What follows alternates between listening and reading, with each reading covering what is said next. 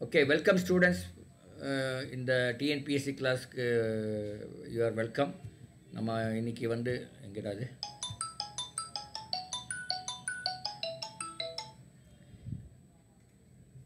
Jayanti, நான் ஒரு கிளாஸ்ல இருக்கேன். Can I talk to you after 8:30 if you don't mind? Okay. Okay. No problem. No issues. Okay. Okay. இங்கே பாருங்க, இந்த கேள்வி கேட்கலாம். நான் படிக்கிறேன். 76 முதல் 80 முடிய உள்ள வினாக்கள் ஒவ்வொன்றிலும் 4 உறுப்புகள் உள்ளன. அவற்றில் 3 ஏதேனும் ஒரு பொதுத்தன்மை உடையன, ஒன்று மட்டும் மாறுபட்டது. மாறுபட்ட உறுப்பினை குறிக்கும் எண்ணை ஓஎம்ஆர் விடைத்தாளில் இருங்க உரிய வட்டத்தில் தீட்டவும். அதாவது 4 கொடுத்துருப்பாங்க, பார்த்தாவே தெரியும் உங்களுக்கு. பாருங்க, இயற்பியல், வேதியியல், வரலாறு, உயிரியல். இதில் எது வித்தியாசமாக இருக்குதுன்னு கேட்குறாங்க. இயற்பியல், வேதியியல், உயிரியல், வரலாறு. வரலாறு தான் இல்லையா? மற்ற 3மே சயின்ஸு.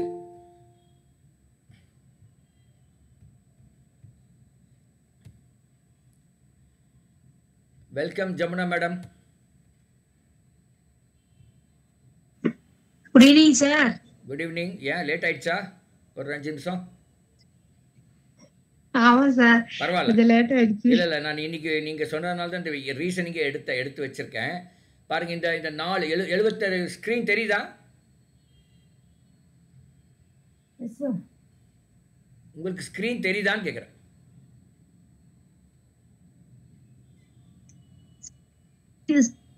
தெரியாமல் இருக்கும் சம்டைம்ஸ். இருங்க, நான் அப்புறம் மறுபடியும் இது பண்ணுறேன். ஸ்டாப் ப்ரெசென்ட் பண்ணி மறுபடியும் ப்ரெசென்ட் பண்ணுவோம். சம்டைம்ஸ் நீங்கள் உள்ளே வந்தவங்களுக்கு அப்படி தெரியாது. அது என்ன,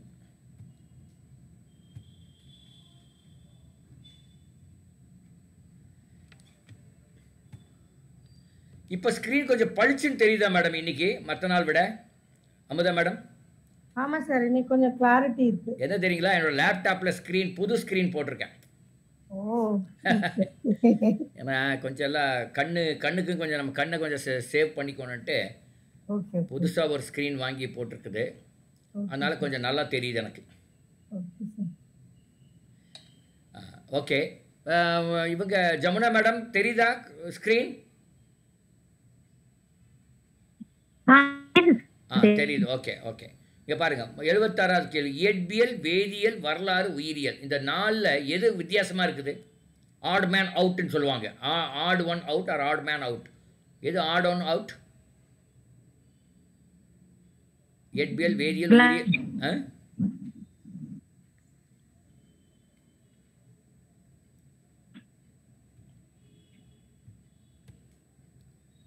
எது வரலாறு தான் வித்தியாசமாக இருக்கு. ஒத்துக்கிறீங்களா? ஆமா சார். வரலாறுண்ணா. கொஞ்சம் கன்ஃபியூஸ் ஆயிடுச்சா மேடம்? ஒன்றும் இல்லையே.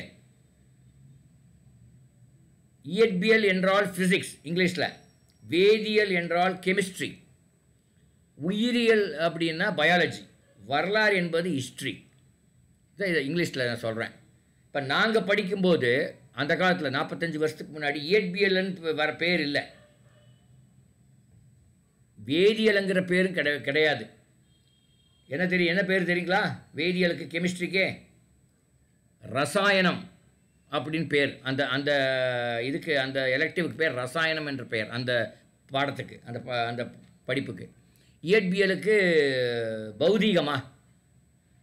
பௌதீகமாக என்னமோ பேர். உயிரியலுக்கு பயாலஜி தான் நினைக்கிறேன். உயிரியலுக்கு என்னதில்லை, அதே தான். வரலாறு ஹிஸ்ட்ரி தான், அது ஒன்று வரலாறே தான். ஸோ அப்போ பேர்கள் அப்படி இருந்தது. ஓகே, 81வது கேள்வி பாருங்கள். 35, 30, 26, 23 அடுத்த நம்பர் என்ன? இது ஜமுனா மேடம் மட்டும்தான் சொல்லணும். அவங்க முடியலன்னா மற்றவங்கள சொல்லிக்கலாம்.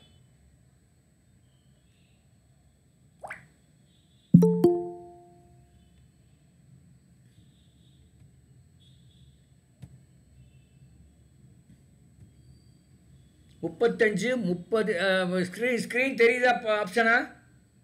எஸ் சார், தெரியுது சார். ஓகே. 35, 30, 26, 23 அடுத்த நம்பர் என்னன்னு கேட்குறாங்க. இது வந்து நம்ம ஜமுனா மேடம் தான் சொல்லணும்னு சொல்லிட்டேன் முதலியே.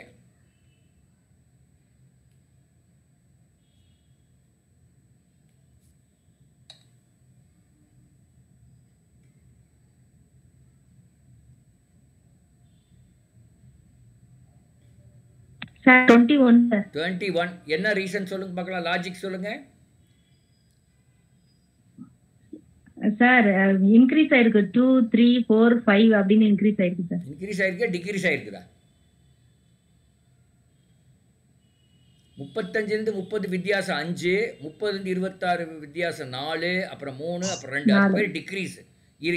இறங்கு முகம், அதாவது ஏறு முகம்னு சொல்லுவாங்க, இறங்கு முகம்னு சொல்லுவாங்க இல்லையா, அதுக்கு டிக்ரீஸ், அது பேர் டிக்ரீஸ் இருக்கு. ஓகே பரவாயில்ல, நீ புரிஞ்சா போதும். அது டிக்ரீஸாக நீங்கள் கூட இந்த பரீட்சை பொறுத்தவரையில் நீங்கள் அது என்ன லாஜிக்குன்னு தெரிஞ்சால் போதும். அடுத்து 77 கிரிக்கெட், கால்பந்து, ஹாக்கி, செஸ். செஸ் தான். ஓகே, இது ரொம்ப எக்ஸ்பிளனேஷன் தேவையில்லை.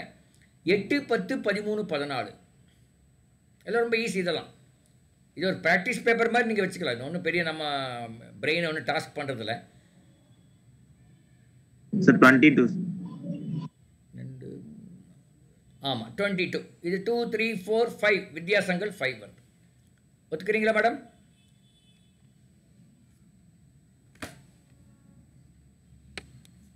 சரி, 78 பாருங்க. சிலப்பதிகாரம், மணிமேகலை, மகாபாரதம், சீவக சிந்தாமணி. மகாபாரதம் சார்.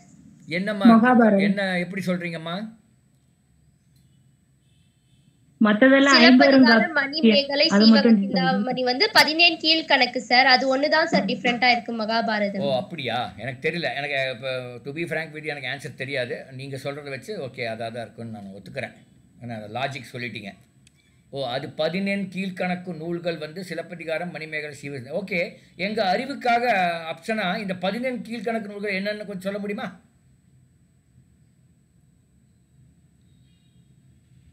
உங்களுக்கு தெரியும், உங்களுக்கு தெரியும் என்பது எனக்கு தெரியும், அதனால தான் கேட்குறேன். உங்கள் சீக்ரெட் சொல்லக்கூடாதுன்னா வேணாம், அது வேற பிரச்சனை. சீக்ரெட்டாக வச்சிருக்கிறீங்களா? அப்படியெல்லாம் இல்லை. சொல்லுங்க, ட்ரை பண்ணுங்க, எல்லாரும் சேர்ந்து ட்ரை பண்ணலாம். புறநானூறு, அகநானூறு அதெல்லாம் வருமா? 17 கீழ்கணக்கு நூல்கள் என்னென்ன வரும்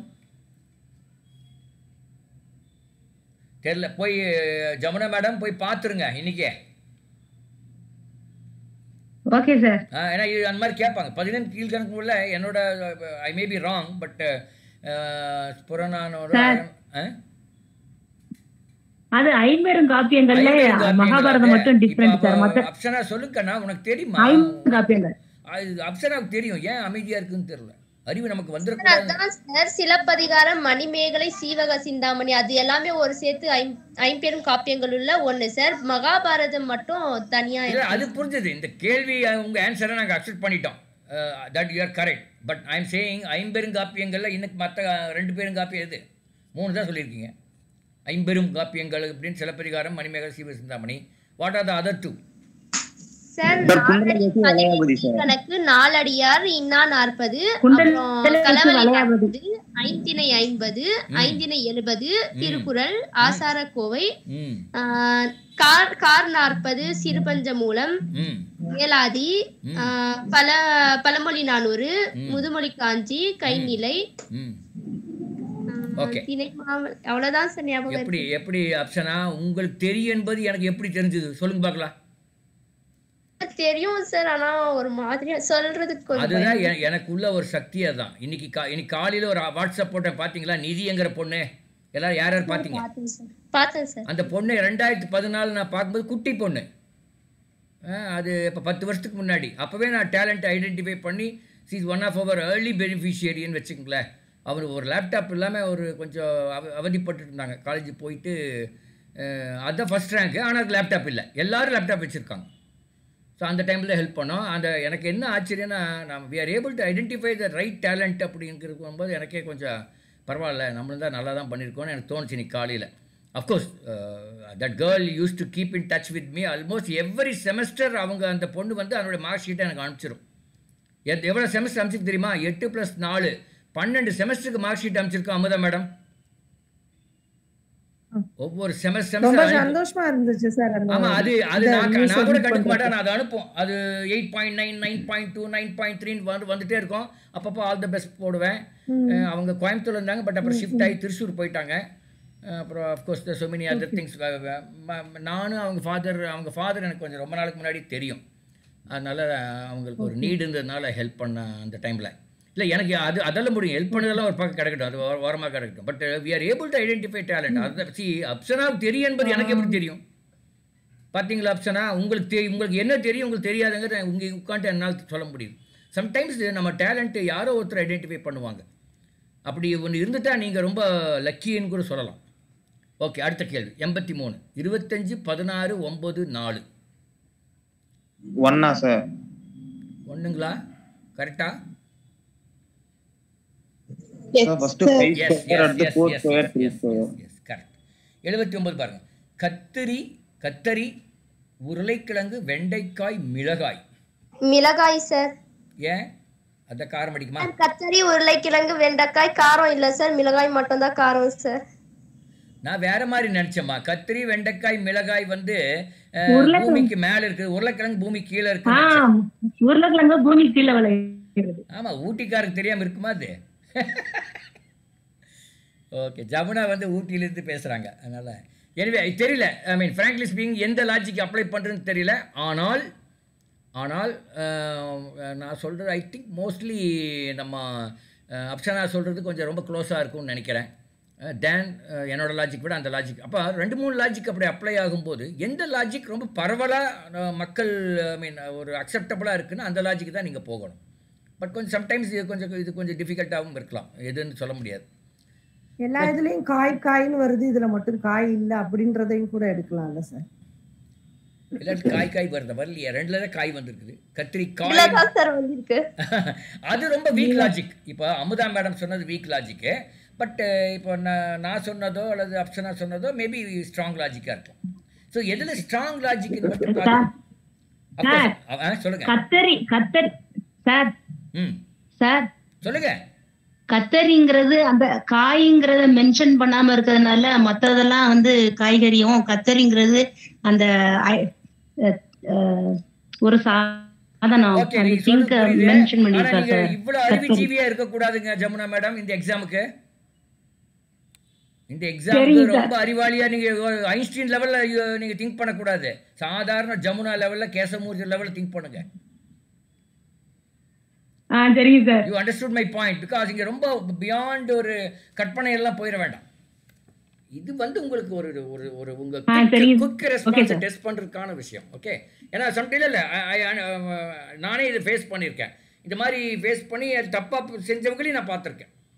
அப்புறம் மார்க் வந்துச்சுன்னு சொல்கிறதையும் பார்த்துருக்கேன். குழந்தைகளையும் பார்த்துருக்கேன், என்னோட கிளாஸ்மேட்ஸ் எல்லாம் பார்த்துருக்கேன். அறிவுஜீவியாக இருப்பாங்க சிலர், பார்த்தா அவன் வேறு மாதிரி திங்க் பண்ணியிருப்பான்.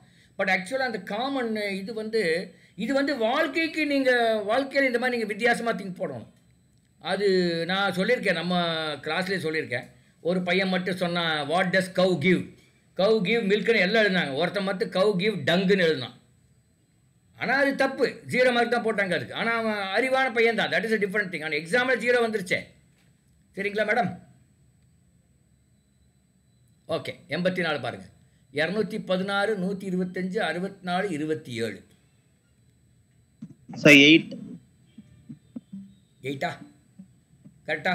ஆமா சார். சரிங்க, லாஜிக் சொல்ல வேண்டாம், மற்றவங்களுக்கு கேட்போம். 8 சொல்றாரு, கரெக்டா இருக்குமா?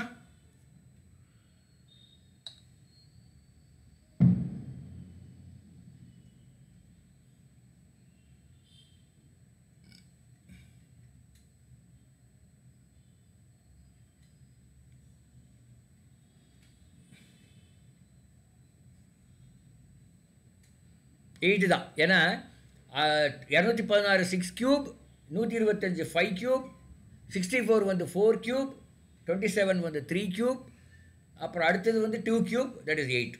புரிஞ்சுதுங்களா ஜமுனா மேடம்? ஓகே. திருவண்ணாமலை, கொல்லிமலை, ஆனைமலை, சேர்வராயன் மலை, இதில் எந்த மலை வித்தியாசமாக இருக்குது?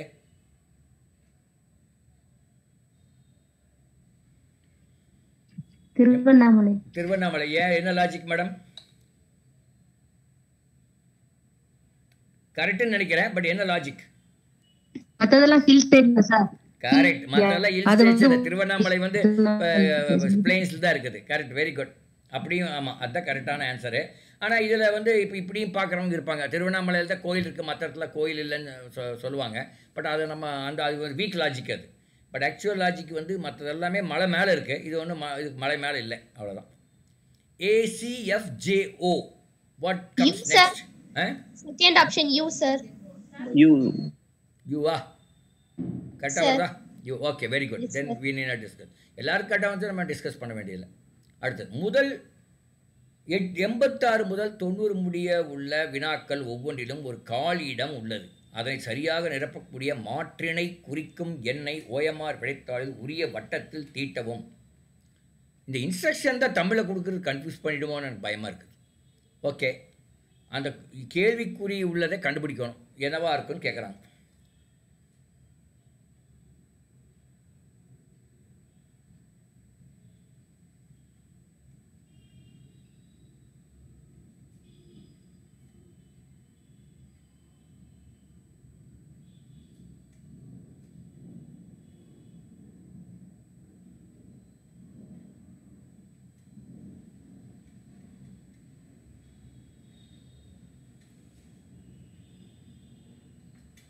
என்னவா இருக்கலாம் அப்படின்னு கேட்குறேன்.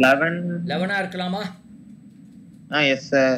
ஓகே, அது ஒரு லாஜிக்கு. அதை விட இன்னும் க்ளோஸ் லாஜிக் ஏதாவது வருதான்னு பாருங்க.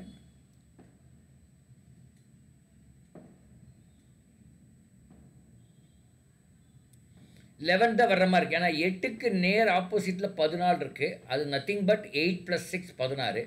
அதே லாஜிக் போட்டால் 5 + 6 11 போடலாம். இது ஒரு லாஜிக்காக தெரியுது.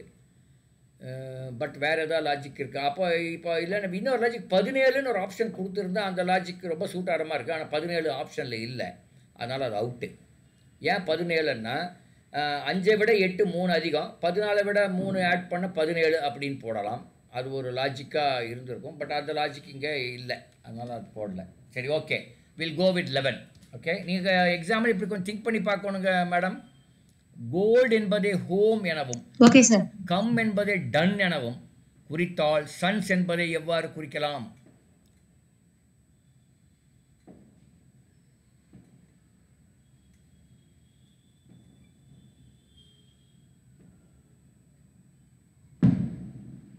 அந்த ஓ மட்டும் அப்படியே வச்சுக்கிட்டாங்க சார். அது அடுத்த லெட்டர்ஸ் போட்டிருக்காங்க சார். ஆமா, ஓ அப்படியே வச்சுக்கலாம். அப்புறம் ஜிக்கு அடுத்து ஹெச் அப்படி. ஆமா, எஸ்க்கு அப்புறம் இப்போ டி ஃபர்ஸ்ட் வருது. ஆப்ஷன் இல்ல சார், அதுல ஆப்ஷன் 2 வரும் சார் ஆன்சர். 2 வருமா? 2 டி ஓ ஓ 2 அந்த 2 இல்ல நம்பர் 2 வந்து நம்பர் 2 வருதுங்கறாங்க. கரெக்ட்டா? கரெக்ட். கரெக்ட் தான் நினைக்கிறேன். ஏன்னா 2 எஸ் வருது, இந்த பக்கம் அந்த ஒரு எஸ், அந்த பக்கம் அந்த 2க்கு டிடி தான் வந்தாகணும். அப்போ அவன் தேர்ட் அவுட்டு, அந்த விஷயத்தில் தேர்ட் அவுட்டு. அப்புறம் ஃபஸ்ட்டு அவுட்டு, ஏன்னா ஃபஸ்ட்டில் 2 டி வந்தது, அங்கே எஸ்எஸ் அது இல்லை, first out, third first out. 2 நாளில் ஏதோ ஒன்று இருக்கணும். ஓ அப்படியே போட்டோம். ஆனால் அந்த அடுத்த எண்ணுக்கு அடுத்த நம்பர் போடணும், எம்என் ஓ அப்படியாம்மா, எம்என்னுக்கு ஓ. மேடம் ஜமுனா மேடம், சார் இப்போ ஏ வந்து நீங்கள் ஏலேருந்து ஜெட் எழுதும்போது ஏ வந்து 1ன்னு வச்சா இ வந்து என்னன்னு வைப்பீங்க? 5 சார் 5. அப்போ ஜே 10 சார், ஓ 15 சார், டி 20 சார். 20. இதை மட்டும் ஞாபகம் வச்சுங்க. 1 5 10 15 20 26ல என்ன வருதுன்னு ஞாபகம் வச்சுக்கோங்க மேடம். ஓகே சார், அது உங்களுக்கு ஈஸி, கொஞ்சம் ஹெல்ப்ஃபுல்லாக இருக்கும். 1 வந்து ஏ, 5 வந்து இ, 10 வந்து ஜே, 15 வந்து ஓ, 20 வந்து டி, ஜெட் வந்து 26. அப்படி வச்சிட்டிங்கன்னா உங்களுக்கு கொஞ்சம் ஈஸியாக இருக்குது. பல கேள்விகள்லாம் இது தேவைப்படும். அதே மாதிரி பின்னாடியும் நீங்கள் ஞாபகம் வச்சிங்கன்னா பரவாயில்ல, அட்லீஸ்ட் முன்னாடியாவது ஞாபகம் வச்சுக்கோங்க. பின்னாடி மீன்ஸ் ஜெட்லேருந்து ஏ முடியும், அப்படி சொல்கிறேன். ஜெட்டை 1ஆக வைத்தால் அடுத்தது 5 என்ன, 10 என்ன, 15 என்ன, 20 என்ன அப்படி நீங்கள் தெரிஞ்சால் இன்னும் நல்லது. 2 வச்சிட்டிங்கன்னா இந்த மாதிரி எக்ஸாம்பிள் கொஞ்சம் ஈஸியாக இருக்கும். அட்லீஸ்ட் 1 வச்சுக்கோங்க. A = 1, I mean left to right. E is 5, J is 10, O is 15, T is 20 and Z is 26. Okay, 87th question பாருங்க. இது ஈஸி. Option 1 sir 20 sir. ஆமா, இது ரொம்ப ஈஸி, அதனால எல்லாரும் போட்டுருவீங்க. ஃபார் தட் மேட்டர் எல்லாமே ஈஸி தான். நம்ம குயிக்காக போடும்போதே போட்டலாம். 87வது. அடுத்து 92வது கேள்வி. ஏபிசிடி என்பதை 1 2 3 4 எனவும், இஎஃப்ஜிஹெச்ஐ வந்து 5 6 7 8 எனவும், சிடிஇஎஃப் என்பதை எவ்வாறு குறிக்கலாம்? Second option. ஆமாம், 3 4 5 6 வருங்களா? கரெக்ட். 3 4 5 6 வரும். Very good. அடுத்தது பாருங்கள். 1 4 9 25 அப்படின்னா 36 49 64 என்ன வரும்னு கேட்குறாங்க.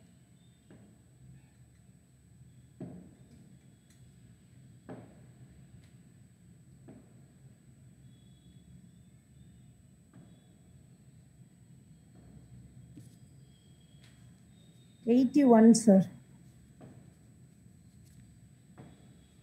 81 வரும்னு சொல்கிறாங்க. கரெக்டுங்களா?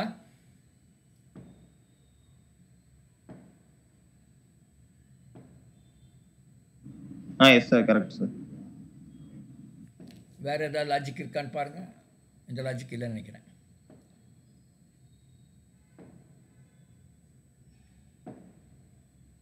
ஆமாம், 81 தான் வரும். வேறு லாஜிக் எதுவும் எனக்கு தோணலை. இல்லை வேறு எதாவது வருமா? 8 8 64 100 வராதா? 100 வரும்னு நினைக்கிறேன். 100 வரும்னு எனக்கு தோணுது. உங்களுக்கு எப்படி 81 வந்து தோணும்? எனக்கு 100 எப்படி கேட்குறீங்களா? இப்போ 1 வந்து 1 ஸ்கொயர், 4 வந்து 2 ஸ்கொயர், அப்புறம் 9 வந்து 3 ஸ்கொயர், அதுக்கப்புறம் 5 ஸ்கொயர் தான் வருது. இப்போ 4 விட்டாங்க, ஒன்று தள்ளி இருக்குது. அதே மாதிரி 6 ஸ்கொயர், 7 ஸ்கொயர், 8 ஸ்கொயர், அதுக்கடுத்து 10 ஸ்கொயராக போடுவாங்கன்னு நினைக்கிறேன். ஓகே, இருக்கலாம் சார். அதான் 100 தான் கொஞ்சம் மோஸ்ட் அப்ரோப்ரியேட் மாதிரி தெரியுது. பார்க்கலாம். ஓகே, அடுத்தது 93. Jamuna madam, are you in the class? இருக்கேன் சார். இல்லை அதான் உங்களை ஏன் அடிக்கடினா நீங்கள் தான் பரிசு எழுத போகிறீங்க 8ஆம் தேதி. A = 5, B = 10, C = 15 எனில் A + B + AB + BC எவ்வளோன்னு கேட்குறாங்க. First option sir, 250. 10 + 50 + 150 215 வருது. ஆமாம், 215 அதானே சொல்கிறீங்க? Yes, sir. 215 தான் எனக்கும் வருது. அந்த ஏபி என்பது A × Bன்னு நம்ம சேர்த்துக்கணும். A × B வந்து 5 × 10 50. என்னம்மா? ஓகே, அடுத்தது 89 பாருங்க. 54 சார், 54.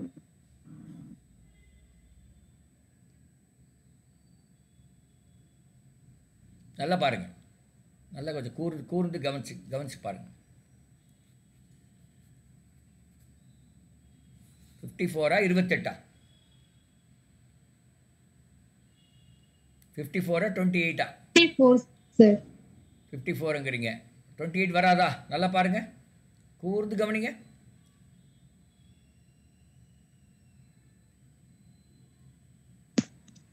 ஆ 28 தான் சார் வரும். மைனஸ் பண்ணி போட்டுருக்காங்க. Yes sir, 20 sir, 28. Okay correct. Answer என்பது ASR என எழுதினால் பாடன் என்பதை எழுதும் முறை. Sir second option sir, PRN. PRN correct தான். Very good. ஓகே, அது ரொம்ப ஈஸி தான், டக்குன்னு கண்டுபிடிச்சிட்டாங்க. ஓகே, அடுத்தது பாருங்க. 90வது கேள்வி. Y 4 3 25 3 2 13.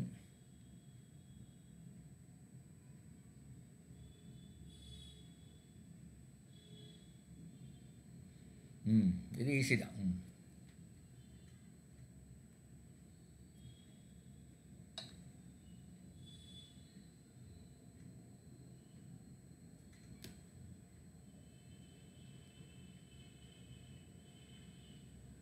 Fourth option sir.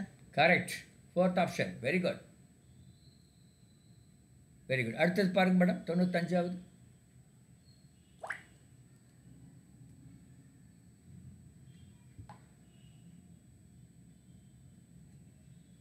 பத்து + 11 + 12 9 10 14 11.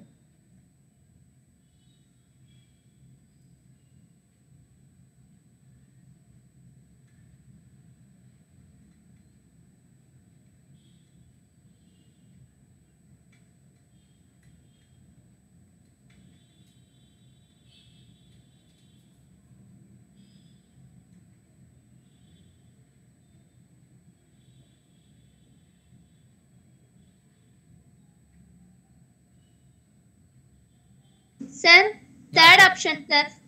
தேர்ட் ஆப்ஷனா? இப்ப எப்படின்னா 10 + 11 + 12 கூட்டினாலும் கூட்டினாலும் 33 வரும் சார். 9 + 10 + 14 கூட்டினாலும் 33 வரும் சார். இப்ப 11 அது கூட என்ன கூட்டினா 33 வரும்னு கேட்டிருக்காங்க சார். திருப்பி 11 கூட்டினாலே 33 வருது sir. Third option sir. Okay, I go with you. எனக்கு நான் 12ன்னு நினச்சேன். பட் ஆனால் உங்கள் லாஜிக் கேட்ட பிறகு உங்கள் லாஜிக் தான் ரொம்ப கொஞ்சம் க்ளோஸாக இருக்குன்னு எனக்கு தோணுச்சு. சரிங்களா? ஏன் 12 நினச்சேங்கிறது எனக்கு வரல.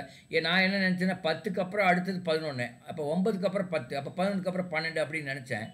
பட் யுவர் லாஜிக் வாஸ் கூட்டினா லோடு, ஆனால் அதனால தான் ப்ளஸ் கொடுத்துருக்கா. இதே கமா கொடுத்துருந்தா வேறு மாதிரி ஆயிருக்கலாம். ஓகே, அடுத்த கேள்வி. இது மாதிரி உங்களுக்கு வருதான்னு தெரியல. வருதா மேடம் இதில் இது மாதிரி? எனவே பார்ப்போம். பட் வந்துட்டு என்ன பண்ணுறது பார்ப்போம். கொடுக்கப்பட்ட தொடரில் அடுத்த வரைபடத்தை கண்டுபிடிக்கவும். பாருங்கள், இந்த 96ல் 1 2 3 இதுக்கு 4வது கேள்விக்குரிய இடத்துல எது வரும்னு கேட்குறாங்க. Second option sir. நல்லா பாருங்கம்மா. Fourth sir. ஃபோர்த்தா?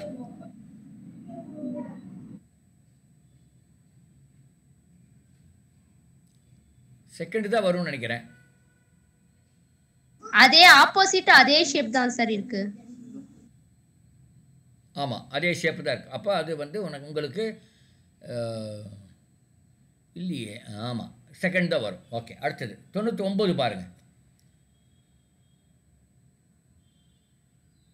Fourth option sir. Fourth option தான் வரும். கரெக்ட். ஏன்னா அதே மாதிரி இருக்கிறது ஃபோர்த் ஆப்ஷன் தான். Very good. இதில் வந்து ஜமுனா மேடம் எல்லாருமே, ஜமுனா மேடத்துக்கு மட்டும் இல்லை, ரொம்ப கேர்ஃபுல்லாக நிறுத்தி நிதானமாக தியான நிலையில் இந்த கேள்வியெல்லாம் பண்ணணும். அவசரமே படக்கூடாது மேடம். ஏன்னா இங்கே வந்து தப்பாயிட்டு அது இல்லை நான் சொன்னோன்னா, இல்லை நீங்கள் என்ன சொன்னோன்னா நான் திருத்திக்கிறேன், நீங்கள் திருத்திக்கிறீங்க. பட் அங்கே எக்ஸாமில் அது நடக்குமா? அதனால் நீங்கள் ஒரு ரொம்ப ஒரு அமைதியான சூழ்நிலையில் ரொம்ப கான்சென்ட்ரேட்டடோடு பார்க்கணும். இல்லைன்னா தப்பு ஆகிறதுக்கு வாய்ப்புகள் ரொம்ப அதிகம். கேள்வி ஈஸி, ஆனால் எனக்கு மார்க் வராது அப்படின்னு நிறைய குழந்தைங்க சொல்கிற மாதிரி ஆகிடும். அப்படி இருக்கக்கூடாது. இதில் எது வரும்? 97ல் second option sir. Second option தான் வரும். ஏன்னா கோடுகள்லாம் ஒரே மாதிரி இருக்குது பார்த்தீங்களா? அந்த இது 100வது கொஸ்டின் பாருங்கள்.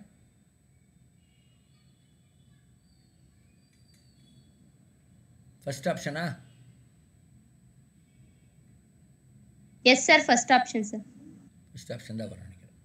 அடுத்தது 98 MWT, அப்புறம் டி எப்படி போட்டா ஃபர்ஸ்ட் ஆப்ஷன் தான். அது எம் வந்து அப்படியே உல்டாவா பண்ணிருக்காங்க. அதே மாதிரி டி உல்டா பண்ண. ஆமாம், இது நல்ல கேள்வி தான். இது ஃபர்ஸ்ட் டைம் நான் பார்க்குறேன் இந்த மாதிரி கேள்வியை. அவ்வளோதான், இதில் இதெல்லாம் முடிஞ்சிருச்சு. மேபி நம்ம இன்னொரு கொஷின் பேப்பர், மேபி இந்த கொஷின் பேப்பர் அந்த முன்னாடி இருக்கிற அந்த சோஷியல் பார்ப்போம். நம்மளால் எவ்வளோ போட முடியும்னு பார்க்கலாம். சோஷியல்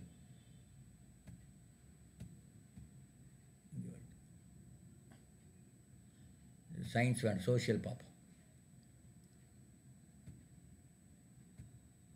சமூக அறிவியல். டெல்லி பேரரசின் கடைசி சுல்தான் யார்? நான் தெரியாதெல்லாம் நான் ஸ்கிப் பண்ணிட்டு போயிட்டே இருக்கிறேன் மேடம். ஏன்னா நம்ம தப்பாக நான் சொல்லிக் கொடுக்க வேண்டாம். அதுக்காக போர்த்துக, டேனியர்கள், டச்சுக்காரர்கள், ஆங்கிலேயர்கள், பிரெஞ்சுக்காரர்கள். டச்சுக்காரங்க, பிரெஞ்சுக்காரர்கள் எங்கே இருந்தாங்க? ஆங்கிலேயர்கள் எங்கே இருந்தாங்க? டச்சுக்காரர்கள் எங்கே இருந்தாங்க? டேனியர்கள் எங்கே இருந்தாங்க? ஐ திங்க் அப்சனாவுக்கு தெரியும் நினைக்கிறேன். சார் 51ல டெல்லி பேரரசின் கடைசி சுல்தான் Ibrahim Lodi sir. Ibrahim Lodi 51 sure sir. Okay, will go with you. Ibrahim Lodi. அடுத்தது 54 பாருங்க.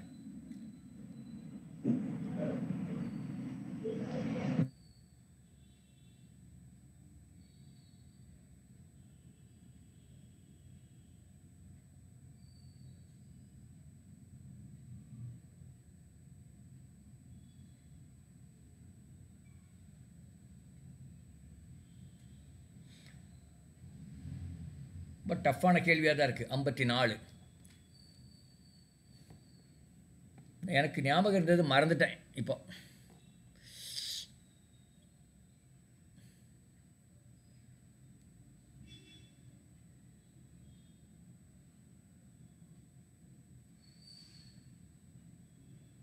சார் ஆப்ஷன் 2 சரி, நம்ம கெஸ் பண்ண வேண்டாம். நம்ம அடுத்தது போயிடலாம். 52வது கேள்வி போயிடலாம். அது 55வது கேள்வி போயிடலாம். வந்து தரங்கம்பாடி தான் சார். ஹலோ, ஒரு 8:30 மணிக்கு கூப்பிட்றீங்களா? நான் ஒரு கிளாஸில் இருக்கேன். இல்லை நானே கூப்பிட்றேன். Okay okay.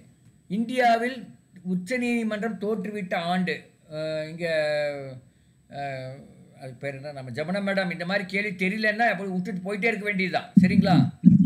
Okay sir. இங்கே போய் கெஸ் பண்ணிடாதீங்க. கண்டிப்பாக தப்பாக போகிறதுக்கு வாய்ப்பு இருக்குது. இந்த ஆண்டெல்லாம் கெஸ் பண்ணுறதுக்கு கொஞ்சம் கஷ்டம். அடுத்தது, புனித ஜார்ஜ் கோட்டை மற்றும் வில்லியம் கோட்டை அமைந்துள்ள இடங்கள் எது?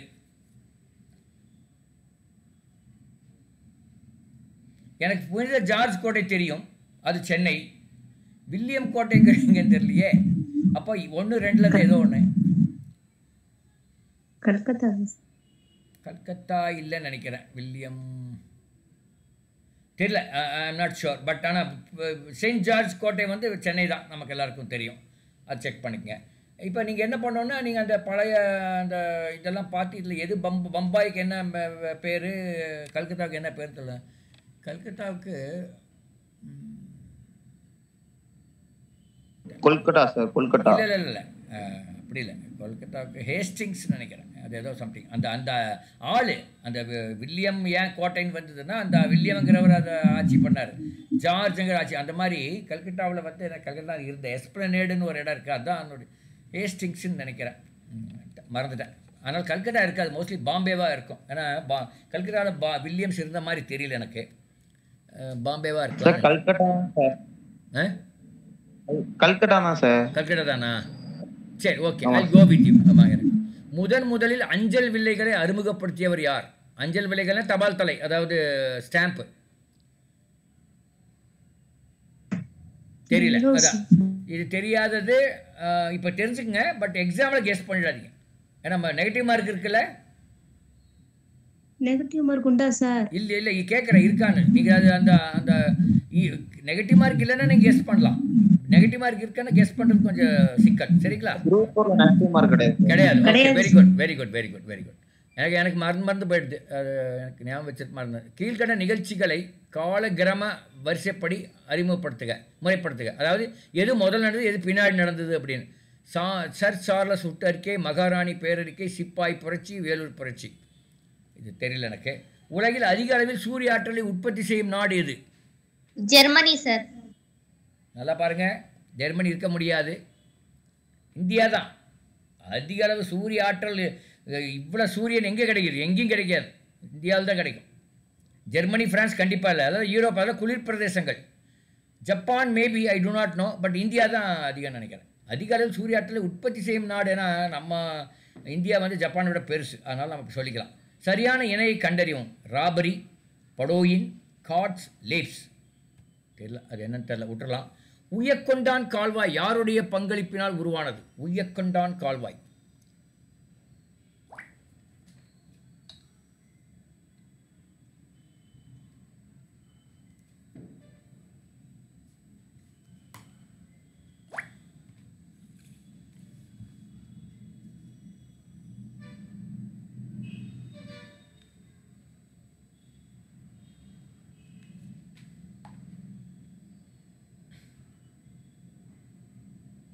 சரி, தெரியாத விட்டுறலாம். கீழ்கணவில் உலோகமற்ற கனிமம் எது? உலோகமற்ற கனிமம்.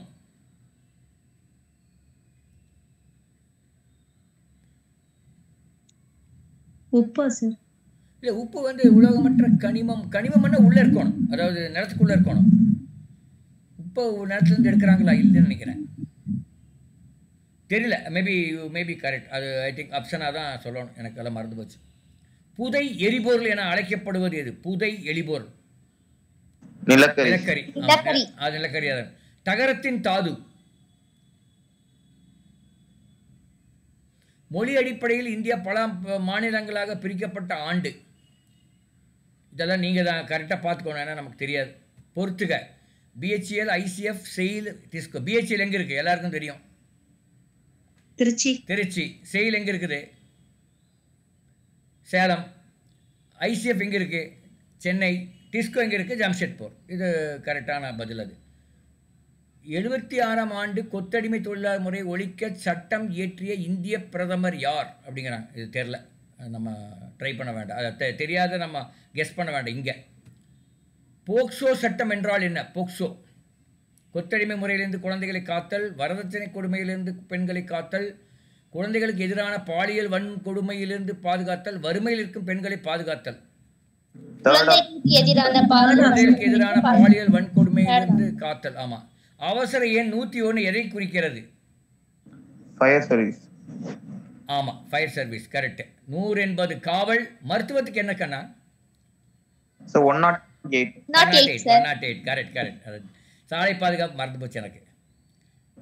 103 சார். 103. இக்குறியீடு எதனை குறிக்கிறது? ஒரு வழிப்பாதை, முந்தி செல்லாதே, குறுக்கு சாலைகள் கவனம், வண்டியின் வேகத்தை குறைத்து செல்.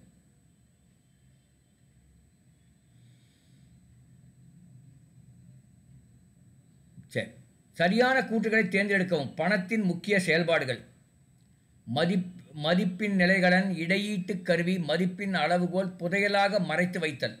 கண்டிப்பா டி கிடையாது இல்லையா? ஏ இல்லனா சி சார். இல்ல, அந்த ஆப்ஷன் பாருங்க முதல்ல, எந்த ஆப்ஷனா இருக்கு? டி கிடையாது, அது வேணா எனக்கு தெரியும். அப்ப எந்த ஆப்ஷன்? ஃபர்ஸ்ட் ஆப்ஷன் தான். ஆமா, அது மூணுக்கு மேல. டேஷ் வயது குறைவான தொழிலாளர்கள் குழந்தை தொழிலாளர்கள் என அழைக்கப்படுவர். குழந்தை தொழிலாளர்கள் எந்த வயசு? 16 வயசுன்னு நினைக்கிறேன். செக் பண்ணிக்க. 16 வயசுன்னு நினைக்கிறேன், செக் பண்ணிக்க. 14 years sir, below 14. 14 சாரி, 14 வயசு. அப்போ கரெக்ட். Okay, thank you. நம்ம நாளைக்கு மீண்டும் சந்திப்போம். நாளைக்கு வேணா சயின்ஸ் எடுத்துடலாம். சரிங்களா madam? Thank you sir. Jamuna madam, நாளைக்கு சயின்ஸ் எடுத்துடலாமான்னு கேட்குறேன்.